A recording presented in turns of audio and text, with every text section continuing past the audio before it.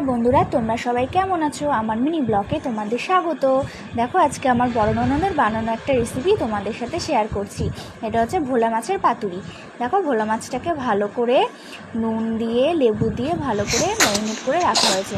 এরপরে এর মধ্যে টক দই, সর্ষে লঙ্কা বাটা, শুকনো লঙ্কার গুঁড়ো, সর্ষের তেল, নুন, হলুদ দিয়ে এটাকে ভালো করে মিক্সড করা হচ্ছে। দেখো, ভালোভাবে এটাকে মিক্সড করা হয়েছে।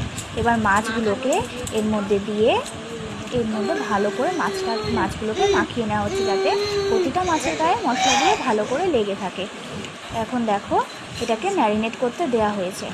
মাখার পরে দেখো, ম্যারিনেট করে রেখেছিলাম তাও 10-15 মিনিট মাখার হয়ে গেছে। এখন দেখো, কলা পাতাতে সর্ষের তেল দিয়ে একটা একটা করে মাছ তার মধ্যে দিয়ে ভালো করে মাছটাকে মুড়িয়ে সুতো দিয়ে বাঁধা হচ্ছে, যাতে মাছটা খুলে না যায় আর ভালোভাবে যেন ভিতরটা সিদ্ধ হয়।